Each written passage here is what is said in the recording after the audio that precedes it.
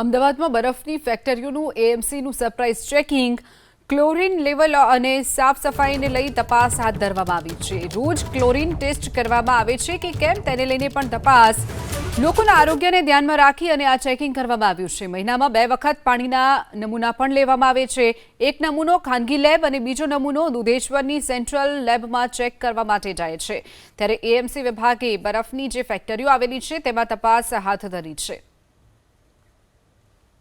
ઉનાળાની ઋતુ ચાલી રહી છે અને ઉનાળાની ઋતુમાં બરફનું વેચાણ જે છે તે વધતું છે. ત્યારે સીધા દ્રશ્ય જોઈ શકાય છે કે અત્યારે હાલ આ બરફની ફેક્ટરી છે કે જ્યાં અમદાવાદ મ્યુનિસિપલ કોર્પોરેશન દ્વારા એટલે કે હેલ્થ વિભાગ દ્વારા જે છે તે ચેકિંગ જે છે તે હાથ ધરવામાં આવી રહ્યું છે.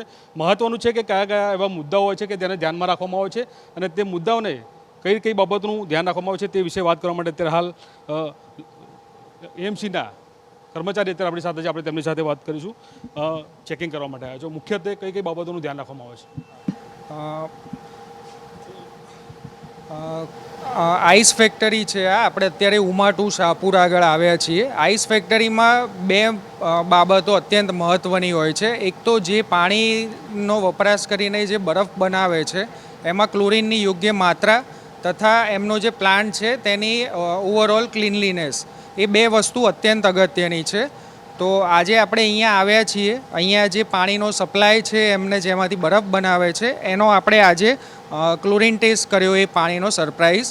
તો આપ જોઈ શકો છો કે આ આપણે એનું પાણી લીધું, એમાં ઓર્થોટોલ્યુડિન સોલ્યુશનના 2 ડ્રોપ્સ નાખ્યા તો એના પાણીનો કલર ચેન્જ થયો છે.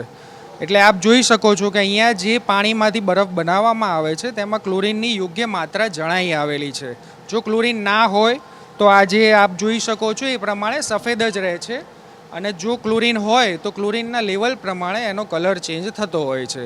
તો અત્યારે આ ઉમા-2 આઈસ ફેક્ટરીમાં પાણીમાં ક્લોરીનની યોગ્ય માત્રા જણાઈ આવેલી છે.